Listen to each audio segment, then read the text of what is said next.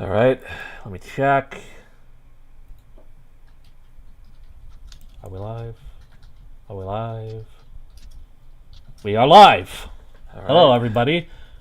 Welcome to Koopa and Pals discuss Pokemon Scarlet and Violet, a repeat of a stream that we failed at doing in October. Sadly, at least it gave me more time to play the game. Here today with me is the Swordsman 100, the only one of us who actually played the game. Hello. And to keep me and Swordsman in line, we brought on Tracer Krieg. Auf Wiedersehen, mein Bruder.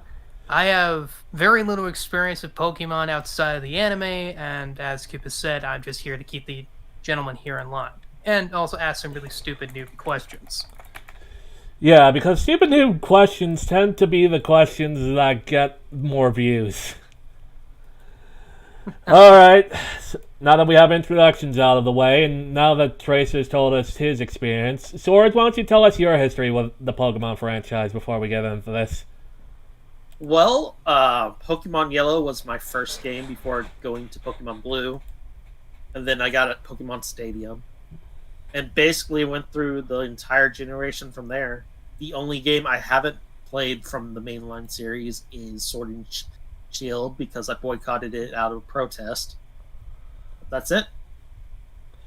And as for me, I'm kind of the opposite. I started with Pokemon Blue. It's technically the first video game I actually owned that wasn't a hand-me-down.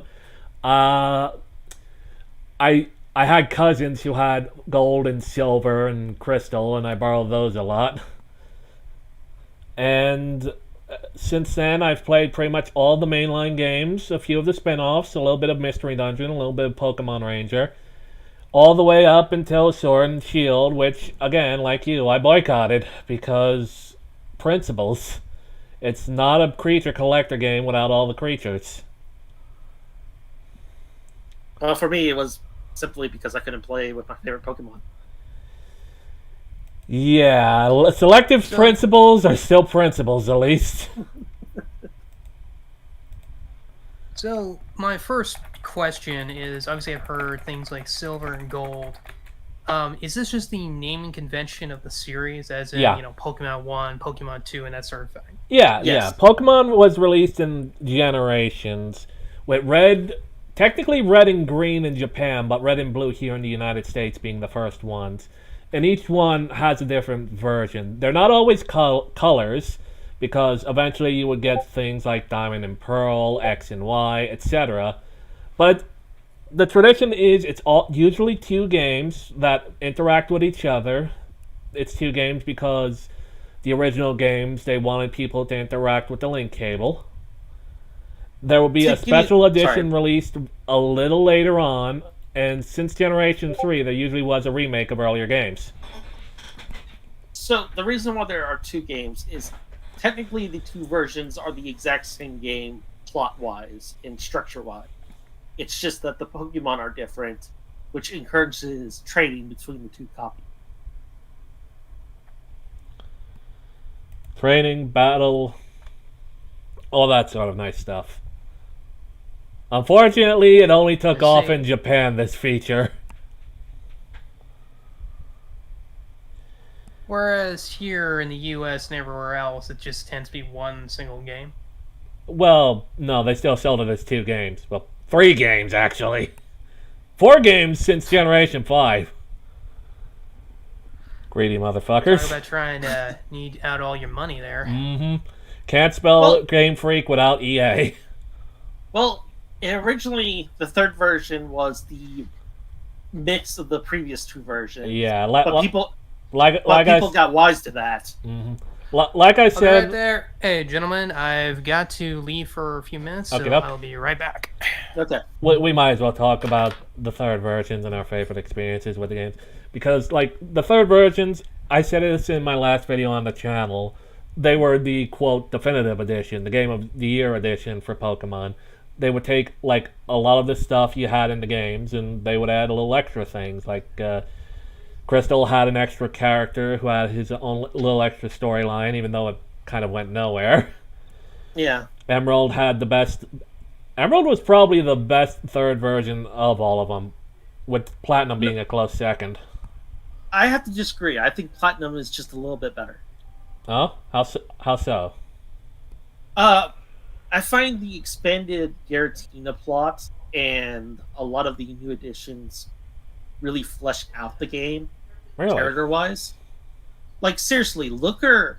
Part of the reason why Looker kept on appearing afterwards is he really uh introduced is a certain character that plot actually requires for this world. International police, considering all these teams keep on popping up, right and left. Really? Because I feel like the expanded stuff in Platinum was good, but most of the expansions are just bug fixes because Diamond and Yeah, Pearl were kind of Christmas rushed. But Emerald took the best of both games and actually expanded on the story. You had a little more with the lore of the box legendaries. You had a little more with the Team Aqua and Team Magma's motivations and their interactions with each other, with having them true. both be villains. Yeah, it's basically a different style of storytelling. Mm-hmm. Three is more. Sorry, not three. Emerald is more direct in its storytelling, while Platinum is Let me more turn my lore phone based. off. If that makes any sense. It makes a little bit of sense. But both of them added some we haven't seen since Generation 4 with the Battle Frontier. Like, God forbid there be good single player options in the post game.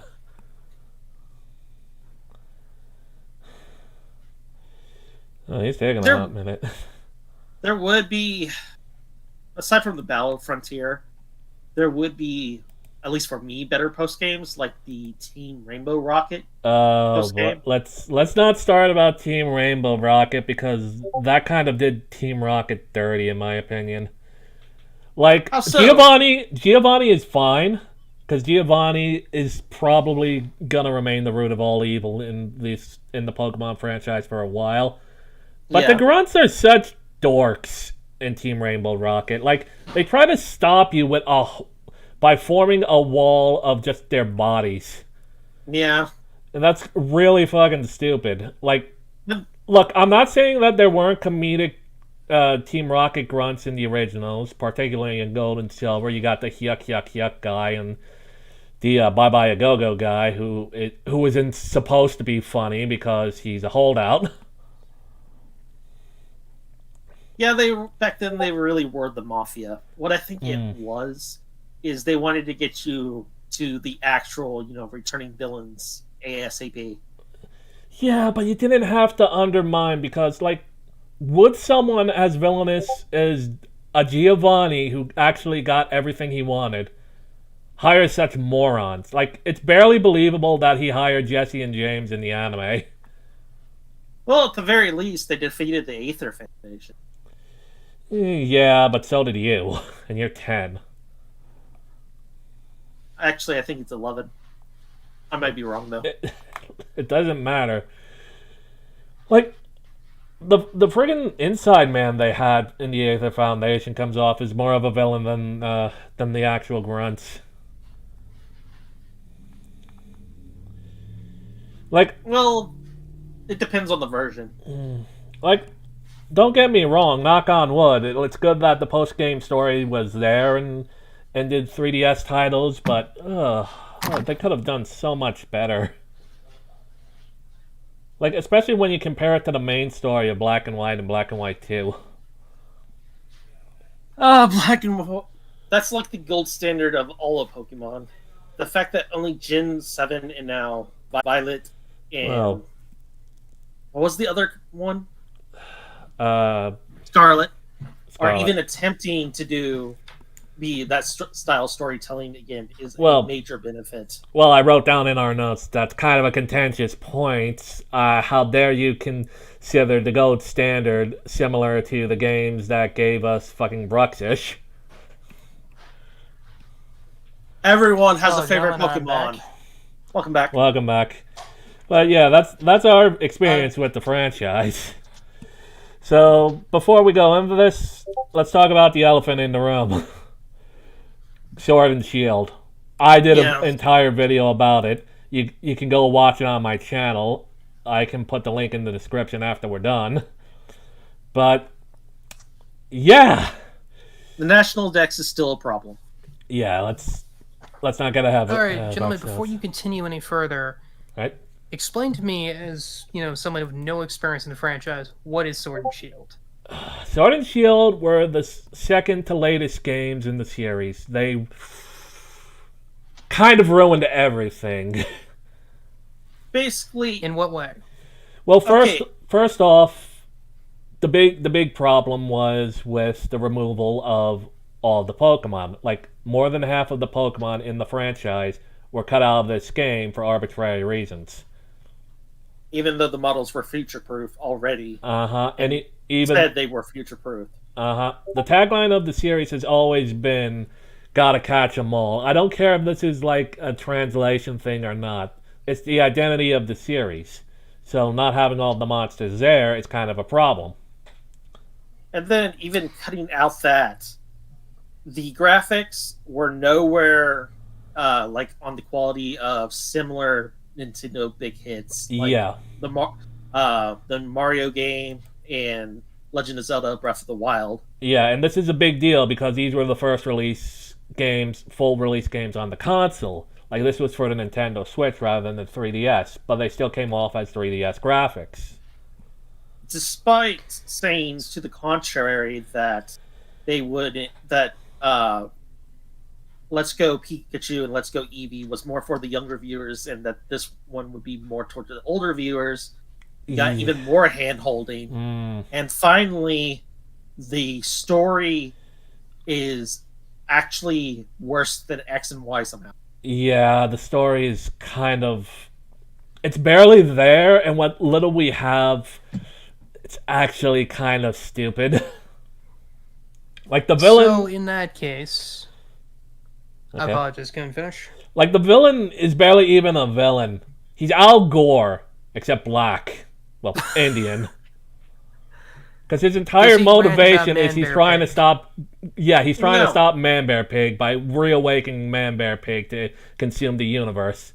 Okay, I need to put this in perspective. There's going to be an energy crisis Uh huh. 1,000,000 years from now, 1,000,000. or 10,000 years. Either way, super long time. Yes. The guy couldn't wait for a Pokemon battle for the finale of the championship to go off. He had to unleash the thing that almost destroyed Pokemon England completely Mm-hmm.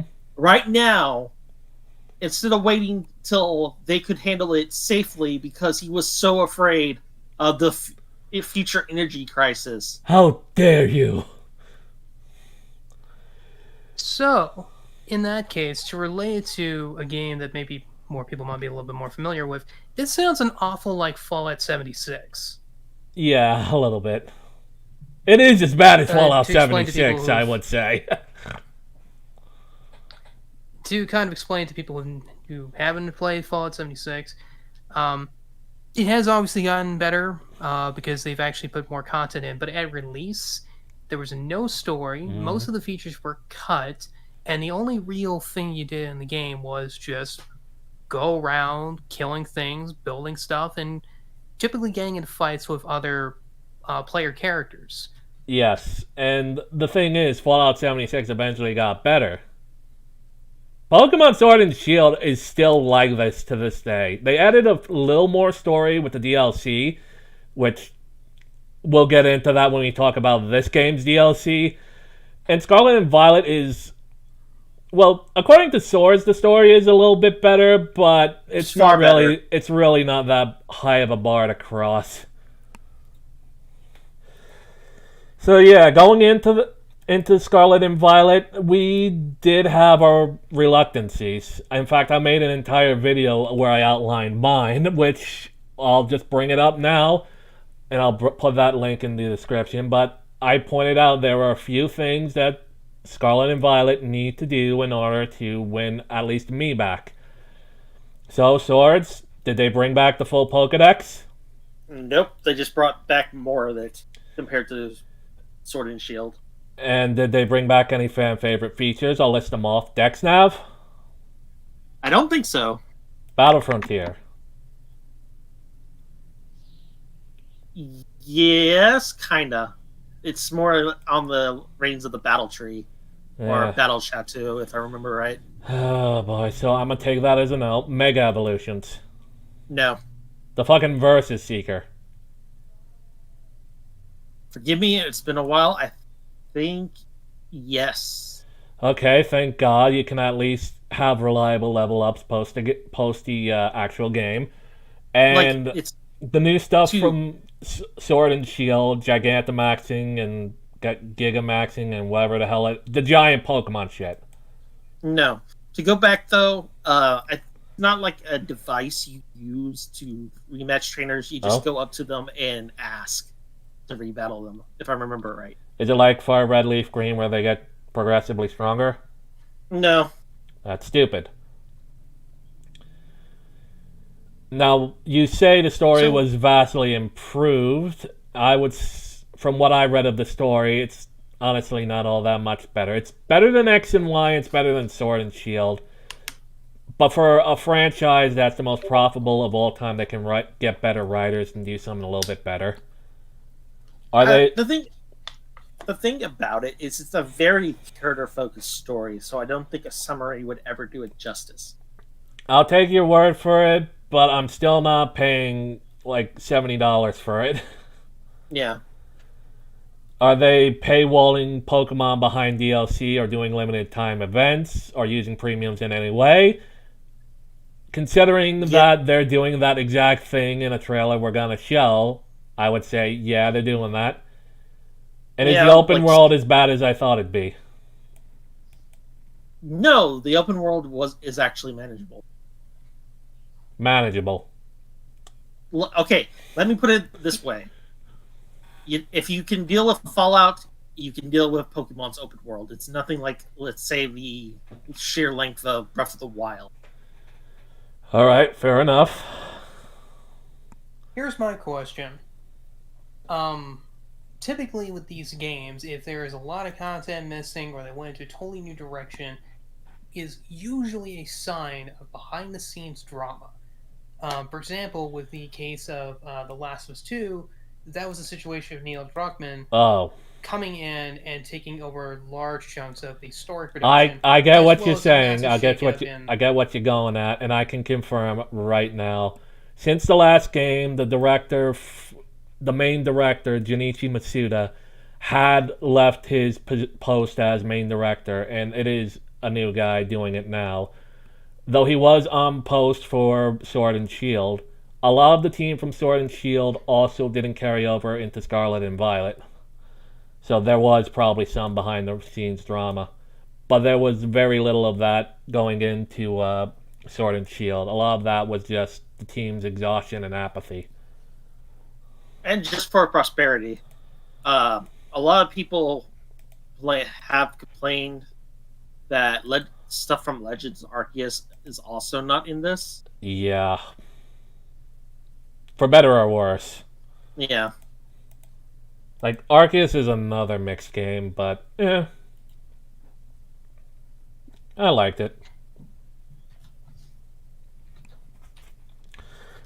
But let's go into the story a little bit, like, because there isn't just one story; it's four.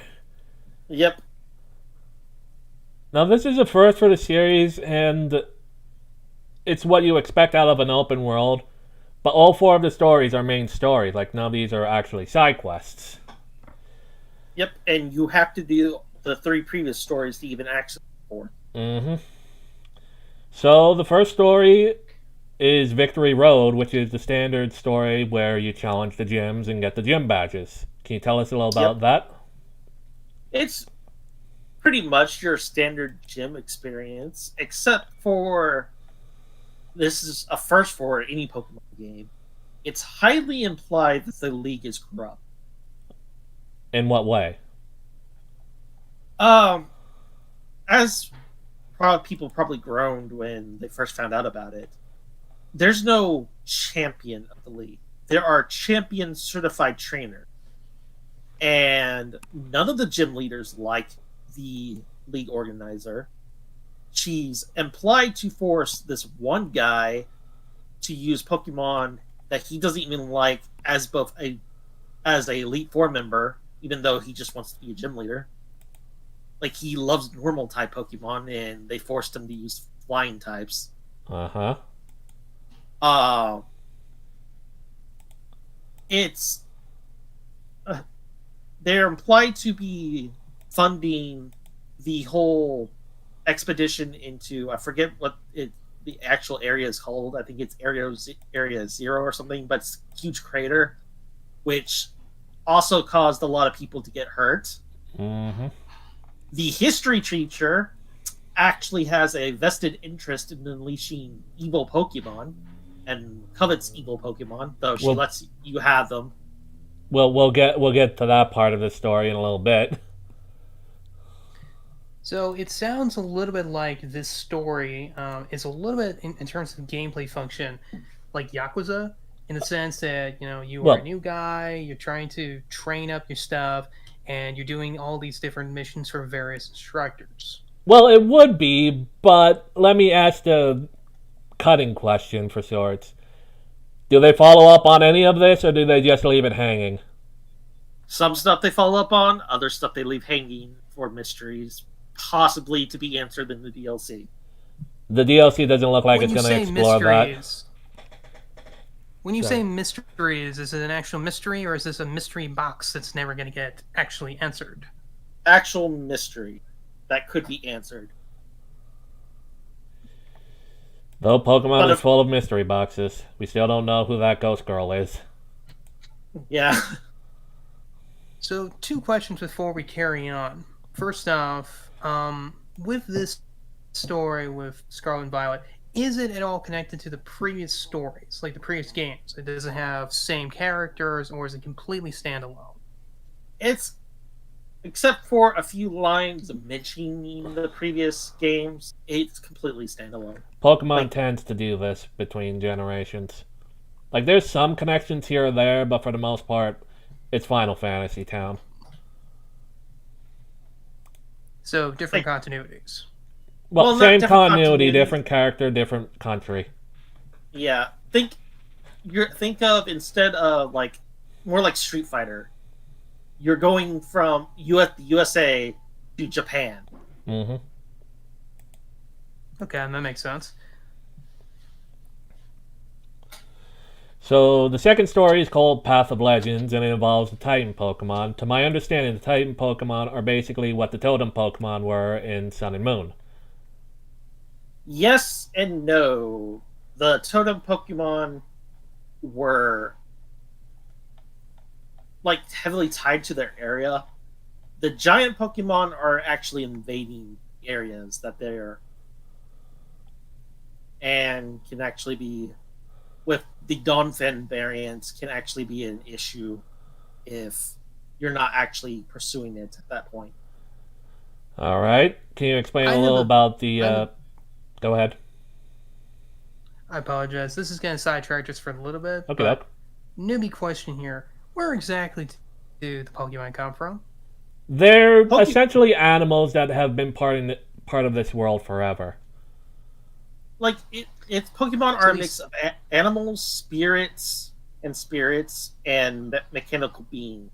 Mm-hmm. Arceus, the god of the world, created both humans and Pokemon, and they have lived together since time immemorial. Mm-hmm. So these giant Titan ones that you're talking about, they're running amok. Yeah. What were they, kept on a reservation or something? No, they come from Crater Zero, which originally was closed off for good reason, and then the Pokemon League sponsored an expedition into it to basically get this thing that allows the process of terastallizing, which allows Pokemon terastallizing, that allows them to take on different types that they normally couldn't do. Mm-hmm. And to make matters worse, it's highly implied that these paradox Pokemon, as they're called, are not truly Pokemon in the normal sense. They're they're thought up and somehow brought to life. So, in a sense, this is a little bit like the second Jurassic Park movie, Lost World, where InGen goes to the island to recover all these dinosaurs, and it inevitably goes to hell in a handbasket. Yeah, kind of. But how does the story with the Titan Pokemon go, Swords, if I may ask? Okay, so you would think that the Path of Legends would be mostly about the Titan Pokemon themselves. This is not true. Huh? It is a very character-driven story with this guy. I think his name is Arbol, and he has a sick Pokemon that's about to die. Called, I'm sorry, it's been a while. Mabo Sniff or some it's a dog Pokemon that has like a whole mafia boss looking to it. It's dark type as well, but it's this large friendly dog that is dying, and if he doesn't get these herbs to make the medicine for it, it will die. And it's implied to have protect him from the fallout with his parents, depending on the version. It's either his mother or his father, and that's how it got hurt in the first place. All right.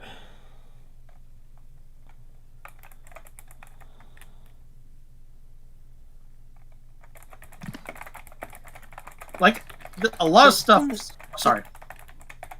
I was just gonna ask, so in this story, what is the player required to do? Like, are you there to stop these Titans from running amok? Yes, you're supposed to go to the Titan Pokemon, beat it, and then grab the herb that it's guarding. That is partly responsible for its large size to begin with.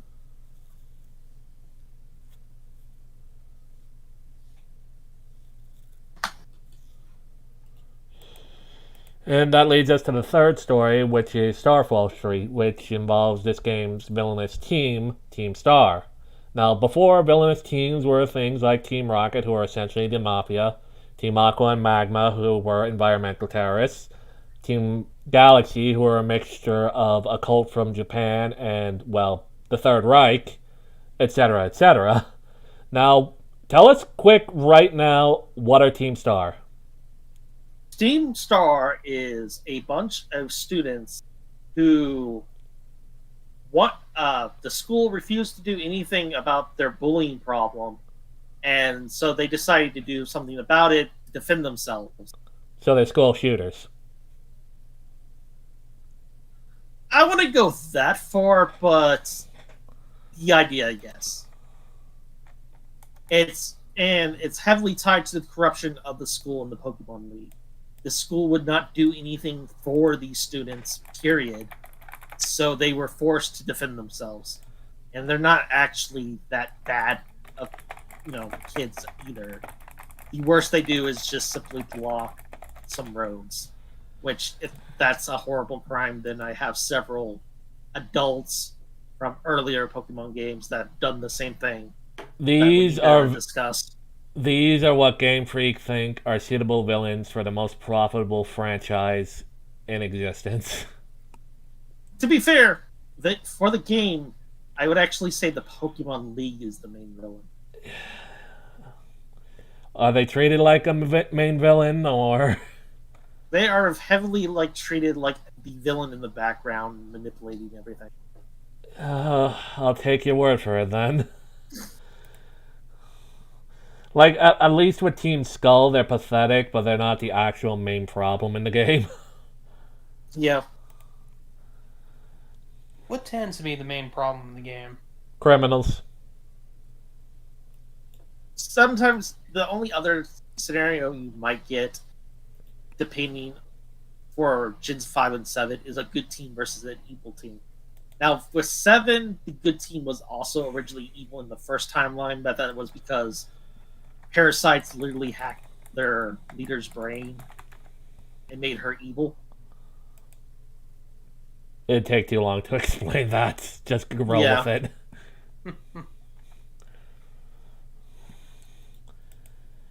So that brings us to the fourth story. The fourth game, which I'm reading our notes here, and you wrote Arthur Maxon is a synth. The way home. Yes. Arthur Maxon is a synth.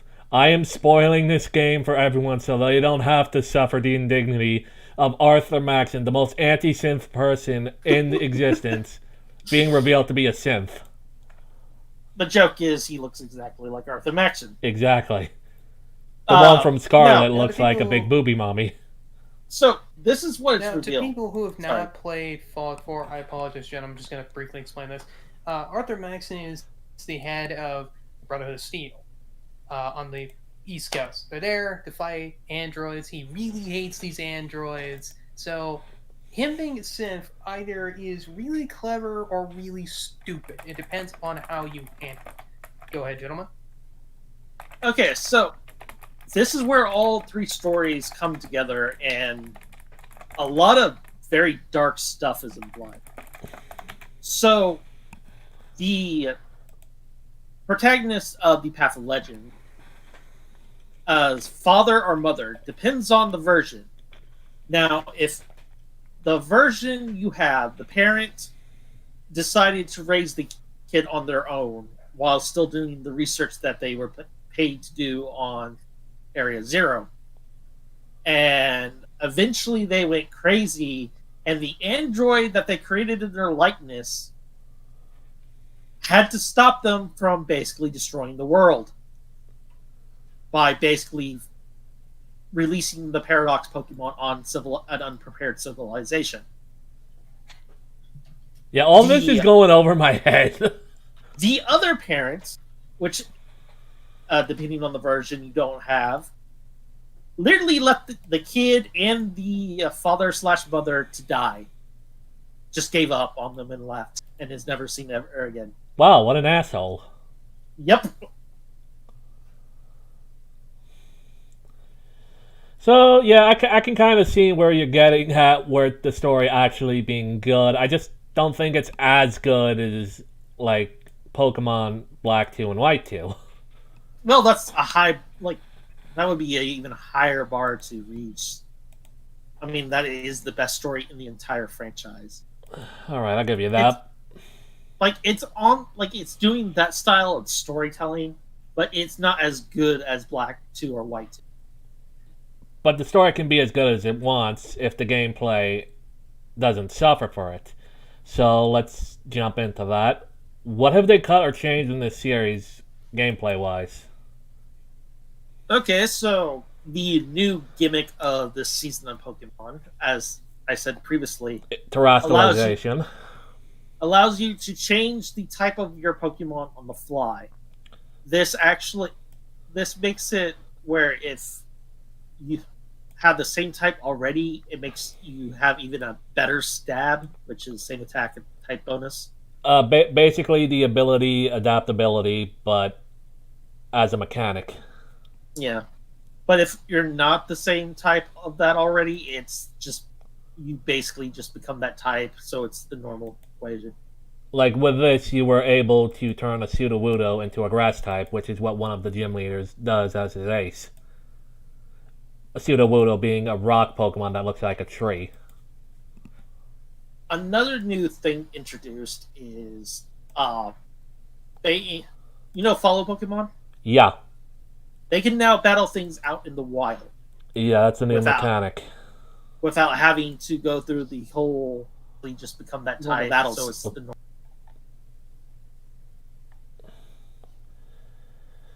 All the Pokemon, as you may expect nowadays, are open world.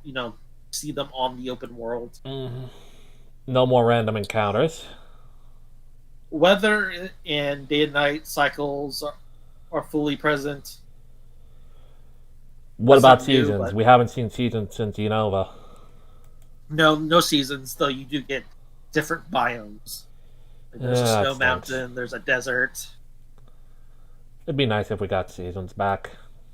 Yeah. So, of course, there's new moves and new abilities. Any of them of note?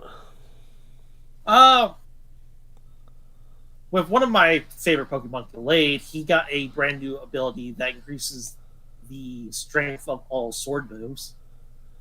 I think a Pokemon already had that, but they might have just repositioned it. It was technically, it was first introduced in Pokemon Legends Arceus, Ah. but it is new for the main series. Alright then. And of course, we already discussed how the trainer battles now work in the overworld. Let's talk a bit about terrestrial. We talked a little bit about terrestrialization. What about the Terra raids? What are those like? So, Terra Raids, you find this hole in the ground. Uh-huh. It's a and Like in It'll Sword and have- Shield. yeah, it's exactly like in Sword and Shield. But worse. And you basically have to battle the giant Pokemon and hopefully beat it, and that your internet connection doesn't cause any problems. I imagine this was a problem for you. Yeah. I tried to get the event exclusive Samurats, but at the time my internet wouldn't work with it. And because they have these limited time, it's just not patched into your game fully like it should be. Yeah, it tends to screw people over. Luckily, my brother did train me on Oshawott later, but Yeah, it was so- more my problem, to be fair. Alright, we talk about quick battles. New breeding mechanics and what I wrote down as sandwich. Yes. Tell me about the Sandwich. sandwich. Sandwich is the sandwich/picnic table replaces the breeding I'm okay. areas. You're good. And basically, if you have all the requirements for a breeding Pokemon, you might find an egg in your picnic basket.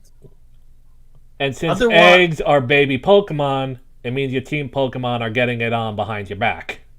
Yes. And Icky. you can play with your Pokemon, increasing their affection levels. You can make sandwiches that have really beneficial effects. Like there's a sandwich that now increases the shiny rate of every Pokemon you find. Interesting. This region is supposed to be Spain. What does Spain have to do with sandwich? Aside from I tapas. don't know. I'm sorry, I don't know. So they put Indian food in Britain. They put Portuguese food in Hawaii, and now they're putting sandwich in Spain.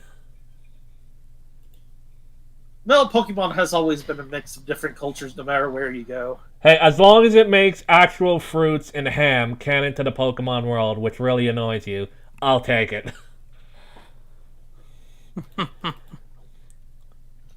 But yeah, like Actually, the meat is said to be from the new pig Pokemon. So you get bacon and ham from that new pig Pokemon. that new pig Pokemon is used for cologne, so I don't think that would taste very good. Now that's Hey. all well and good if it weren't for the fact that these games weren't lacking presentation-wise. I'll put it nicely. So in order to show this off, I prepared a couple of trailers, and for that, we're gonna open up the watch together. Merp. So let me just throw the link in here. So this is gonna be your first time seeing this, and for the sake of any YouTube people doing this, we are actually reviewing this game, so this falls under fair use. So let me just add this to the playlist. Let's see if YouTube actually accepts that.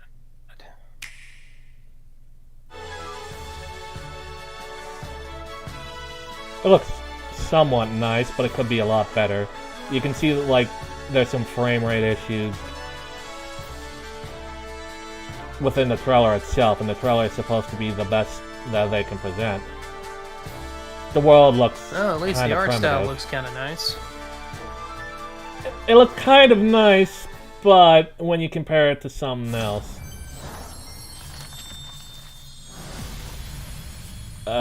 This is for the DLC, by the way. This isn't for the main game itself. So they had time to work on this, and this is what they came up with.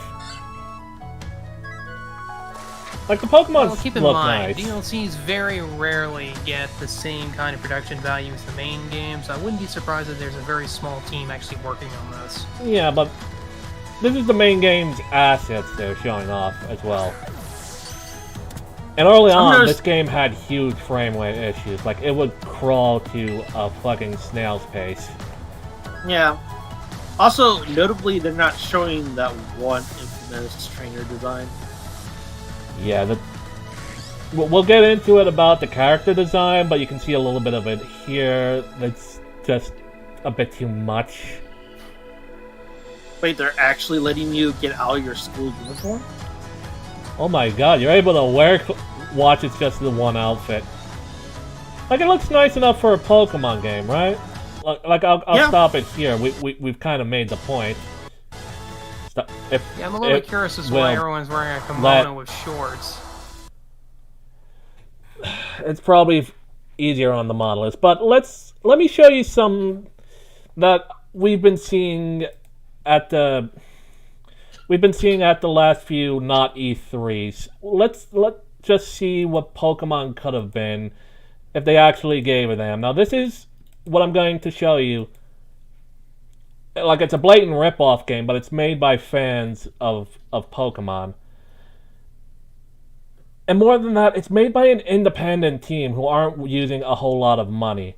And this is a problem because, well, it's a billion-dollar franchise. They have all the money in the world. Well, what let's watch. It's that Pokemon is not reaching the same quality as its basically like its Pal other World. Other Nintendo like, it's a meme game. Like Mario or Legend of Zelda. It's a meme game. But you can see the world looks a lot better, the character models look a lot better, the humans look a lot better. Dude, I'm looking at dinosaurs and guns here. This is Dino Riders. I mean, it's hilarious, but this is what Pokemon could be if they actually gave a shit.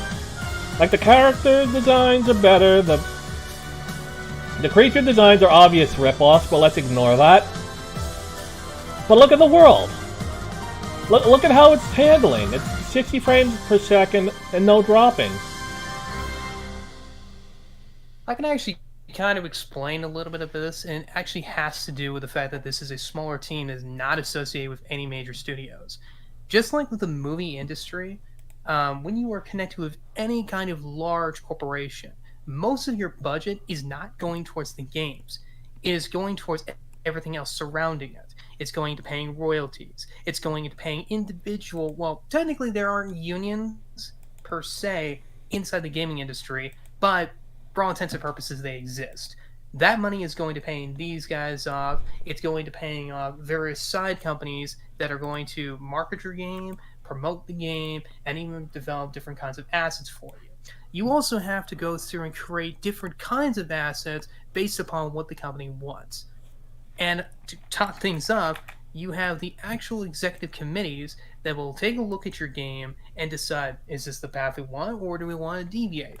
And most of the time, these are not gamers. These are not creative types. They're just businessmen in suits who are going to be chasing the latest fads to make the most amount of money. So they will go in, they'll interrupt your process, change everything, and require you to go in a completely opposite direction, wasting money. Like, I get that. So, but this is Nintendo. This is the same company that brought us Breath of the Wild, which still looks a lot better.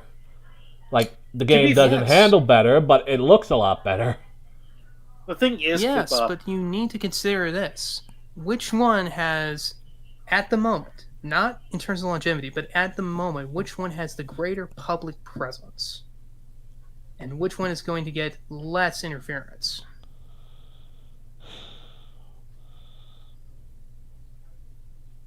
Like, I'm not entirely sure, because the way Nintendo has its franchises, both of them are kind of high up there. to be fair, I'm going to tell you very simply, it's going to be the Zelda products. Look, anyone who doesn't know, I am a guy who works in produce. I work in a grocery store. And I will tell you this. When you walk in, we have several racks full of various different types of game cards. And we've seen this all over the place, but it's starting to show up in my store as well. The number one game card that's promoted the most, as in, this is not for this game. You can use this card to buy any kind of game. But the figure that is on the majority of these things tends to be Mario and Link. Never Pokemon. Pokemon has never shown up in these stores. That's not to say the Pokemon brand isn't powerful. It is. But it's been long supplanted by the larger game industry idols. And that's the reason I suspect that more resources and less interference went into making these games. Because they are financially more secure for the company. Whereas a Pokemon, Pokemon's been around forever. Pokemon will probably continue to be around forever, but it no longer has the brand staple it once had. And the execs, well, they want that brand staple back at any and all price, even if it means sabotaging the game. While that could play a part, to be fair to Game Freak, Nintendo doesn't fully own Pokemon. They're a majority shareholder of the Pokemon company, which Game Freak is a part of.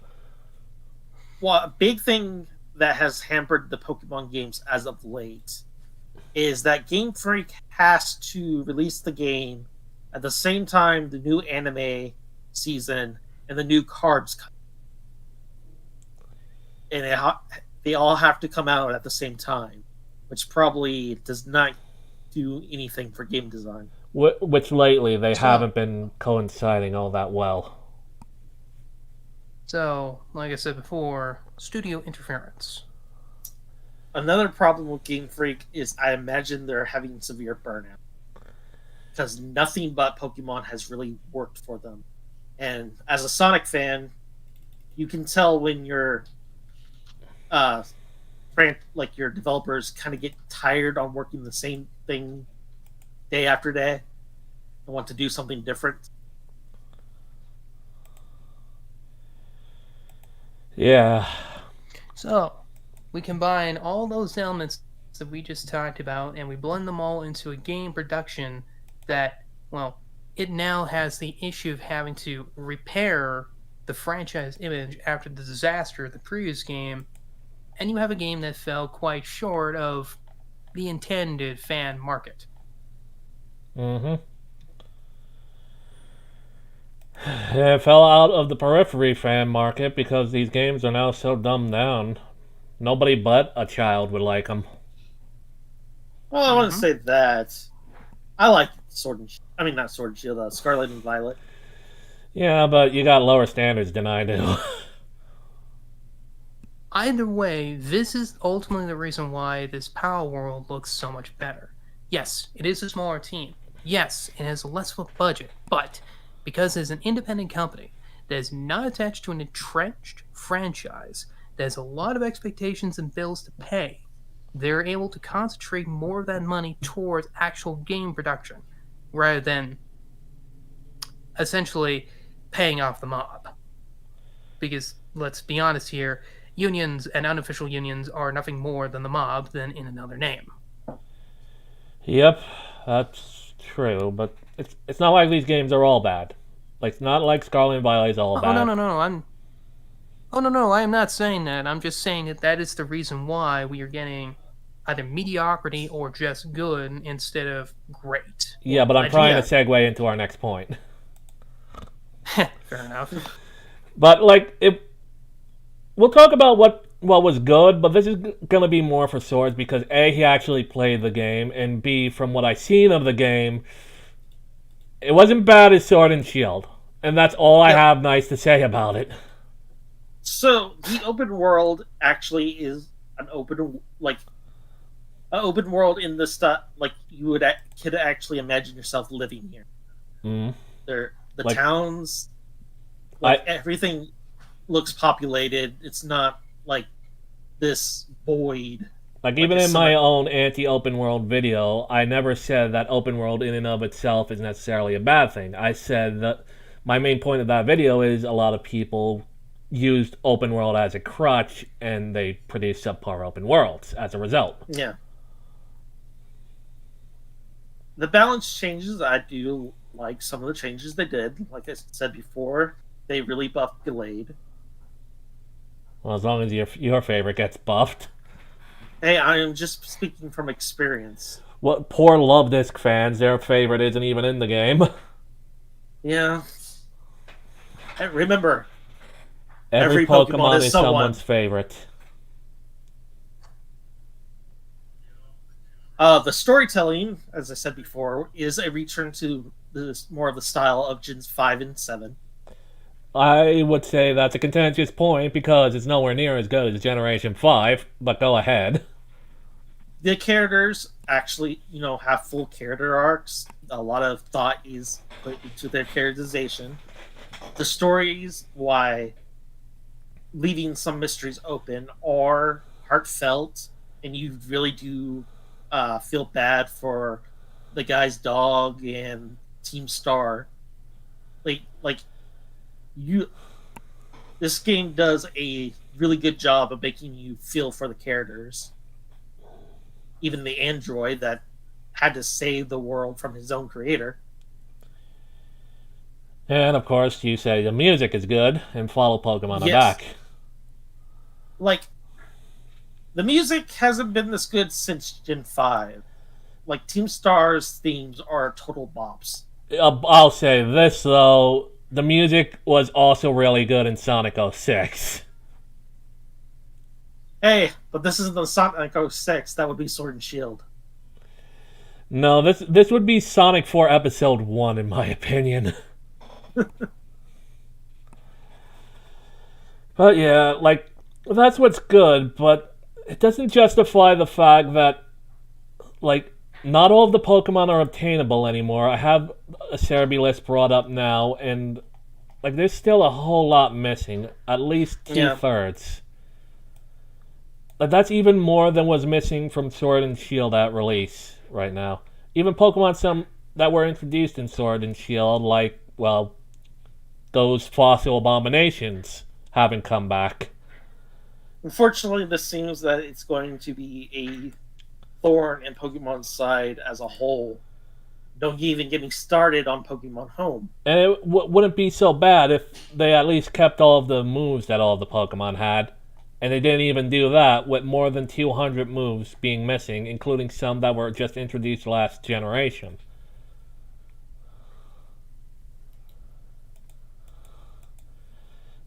And on top of that, the game had really poor performance issues at launch. It's still suffering from some, if you remember from the DLC Yeah. trailer. And the To be fair, to be to be fair, fair, the patches have made it more stable, and most of the performance issues were found in multiplayer specific. yeah. Of course, the game is marketing itself on multiplayer, so it can Yeah. still be a problem. And more than that, the price. Like, they aren't doing this for free. It is a $60 game that if you want all the other Pokemon, you need to either pay another $60 to play the game again, or you need to know someone who actually has the other version because, Yeah. well, Wonder Trades are gone. No, Wonder Trade is in the game. Oh. That's the type No, of no, trade where you Link put, Trade is gone. My mistake. No, you're thinking of global trade. Global Trade, whatever. The one that you GTS. don't need a person sitting next to you. Well, to relate this a little bit back to my earlier point, the reason why the price is the way it is, and the fact that you have to pay basically the same amount for another game, is because of the process I described earlier. Mm. It makes the production of games much more expensive than they need to be. So It gets even prices have to increase to compensate. it gets even worse when you remember that you also have to pay for the DLC. And like I thought this was the case at first, apparently it is or it isn't. That the DLC is also version dependent. No, it is not version dependent. Oh, Uh, the D, it's just that both DLCs are themed after one of the versions of the game. well, it would be really stupid if they made it DLC dependent, and I wouldn't put it past them to do that. Well, so far, to my knowledge, they did not. They are adding some of the Pokemon back through the DLC, and they are adding connectivity to Pokemon Home through that, but this is stuff that should have been there to begin with. They're putting it behind a paywall. To be fair, did have added several new Pokemon For free, though, it's part of their Terror Raid system. Some, but not a lot.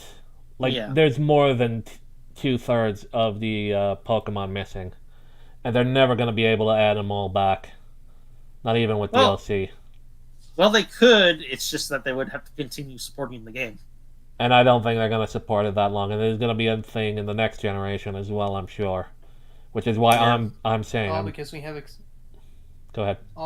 extortion artists to pay. Yep. Then there's the problem with TMs. Now this is some unique to Sword and Shield, not Sword and Shield, Scarlet and Violet.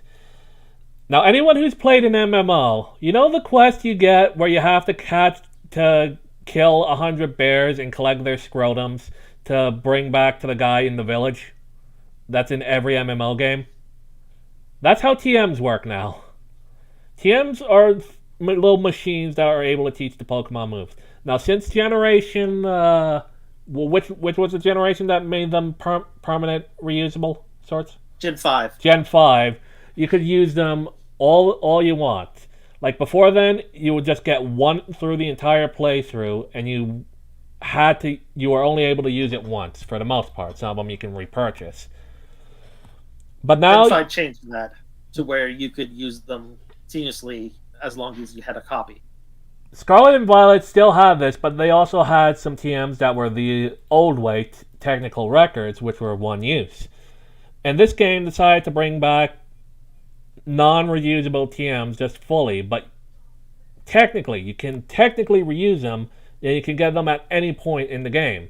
The problem is, you have to go on this big long fetch quest just to get them. Well, yes and no. Some TMs are locked between the fetch quest of defeat every trainer in an area. Some TMs you have to find in the open world, and some TMs are locked by a story. And I imagine the ones that are story locked, they're one use permanently, aren't they?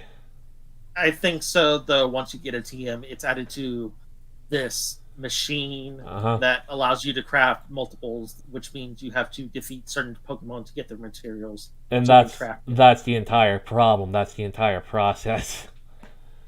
And it's a big pain in the butt. And that's not even getting into the thing with HMs, which I'm not KMDP, so that's his boss to fight. I asked him if he would like to write up a little rant, but he never got back to me.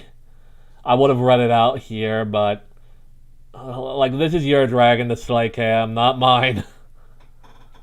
I can give a shit less if I don't have to have HM slaves.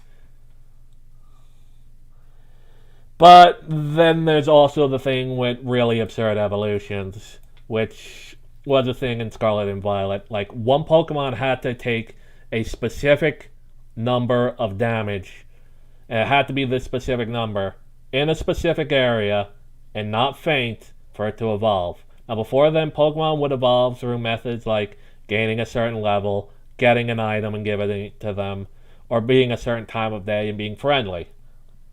That's not even the worst one. Like, Gimme Ghoul is basically your Korok Seed equivalent. Oh my god, everything to do with Gimme Ghoul gives me a fucking massive coronary and I want to die. No, we still got about a page left of stuff to do here, so don't die just yet.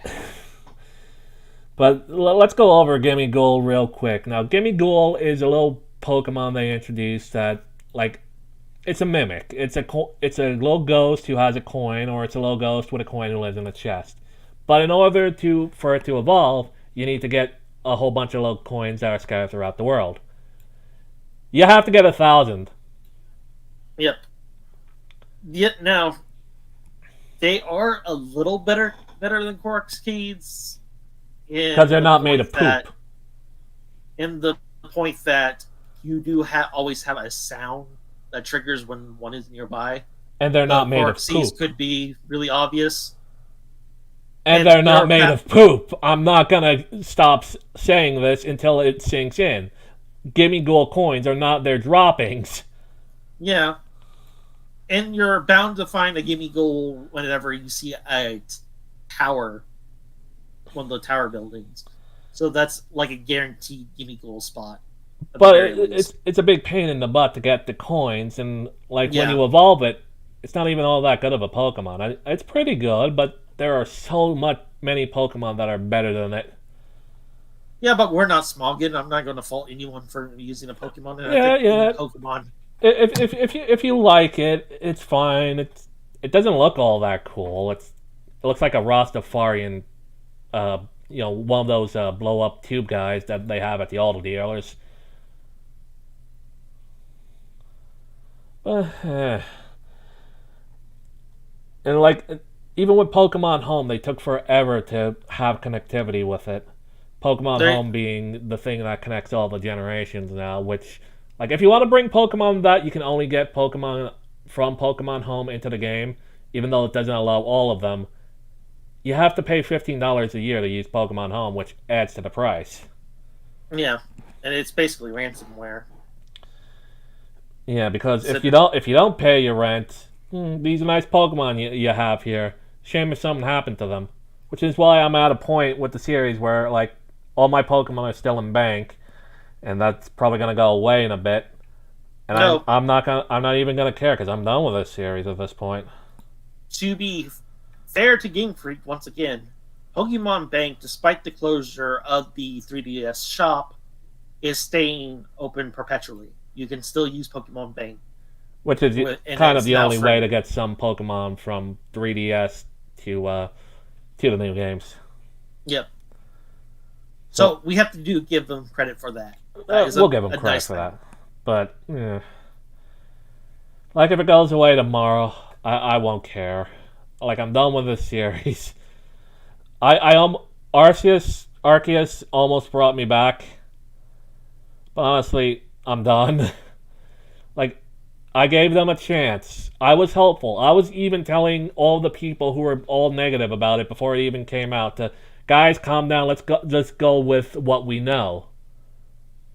And what we knew wasn't all that much, and that's pretty much all we got. Like I had expectations. Like if they were going to come back, they had to make this the best Pokemon game at least since Generation 5, and they didn't. And it's kind of sad because Pokemon used to be one of my favorite series, like God of War and Assassin's Creed. And we know how those went. Hey, at the very least, Tracer, you really know how those went with Assassin's Creed. You were with me for that. Yes, I was. And I was, even if I had not played all the Assassin's Creed games, I was invested very much in the story. I am a history buff. I read history on basically my free time. It's one of my favorite subjects. And the sheer butchering that they did to the series translated into lackluster stories that took it further and further away from the core of the Assassin Templar conflict. It's not. They're not even called And Assassins mind and you, Templars anymore. no, they're not. And mind you, I'm a guy who says that the Templars were completely innocent of any and all crimes that they were accused of in real life, and I still enjoyed the original story. I mean, I'm kind of out of position with the new game because we saw it again at Games Fest 20 something or other. I don't even know what year it is this more. I'm so exhausted with Pokemon. And it looked like it's going to be a return to form, but they still have the same story elements that the games since Origins had, and at least they're taking out the RPG elements from Origins and the Greek one and the Viking one. But it's the story's still there, and well, yeah. more than that, it's Epic and Uplay exclusive on PC, which is basically a big middle finger to China haters like me. To get this back on track, though, at the very least, this game does show that there was some effort put into it, some heart. And unfortunately, it's dragged down by the problems that now plague Pokemon as a whole. Problems that I don't see going away anytime soon, especially with what Tracer just outlined. Nope. I hate to say it, but the situation with large, established corporate franchises is just going to get worse from here on out. I'm not saying that these franchises are going to die off, But I kind of suspect that smaller independent companies, like we just saw here, are going to create products that are truer to the spirit of whatever they were telling, and they will eventually rise to challenge the mainstay franchises. In which case, the franchises will have two choices. They will either have to adapt or die. So many And before times anyone it says, happens "Oh, too dying is fast. impossible for franchises," yeah. And before someone says, dying is impossible for a franchise, well, just look at Power Rangers. Look at Darkstalkers. Like There you go. after Street Fighter, that was the king of the world in the arcade scene. Hasn't had a game since 3. Thank you, Kenji Imafune. Power You Rangers bastard. is still around. That being so, said, the new game does look at least somewhat interesting. so another thing I would point to, since I don't really agree with the Power Rangers example, is take a look at Duke Nukem. He's completely dead. Yeah. Yeah, he is completely dead. What I mean by Power Rangers is this. I grew up with the franchise. I'm not religiously devoted to it or anything like that, but I was a kid. I was a kid in the early 2000s. So I knew about it.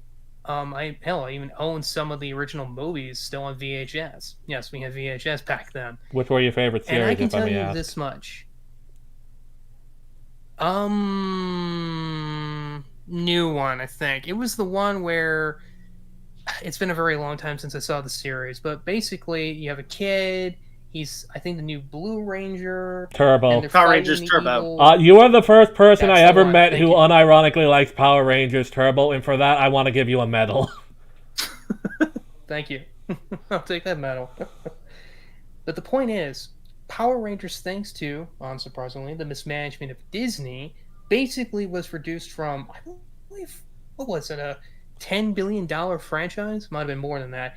To, by the time they sold it back to the original owner, $43 million. And then the original Its value was owner did the same depreciated thing that Disney badly. did, but worse. Yeah.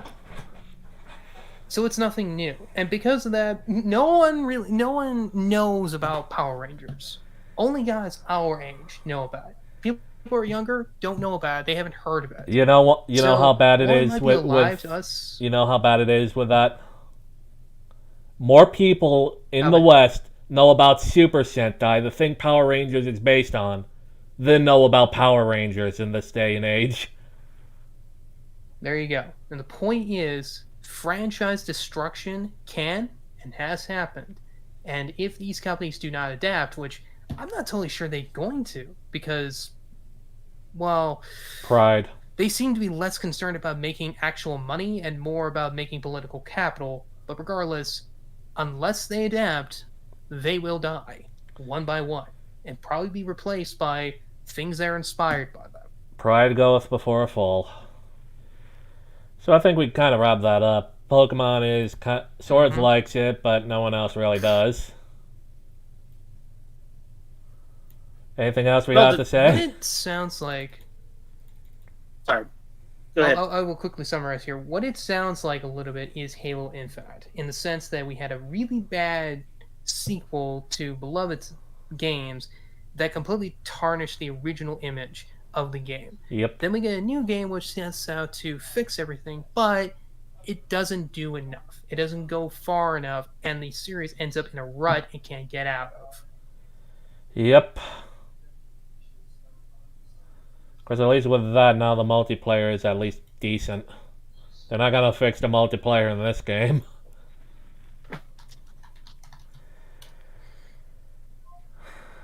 Closing thoughts, gentlemen?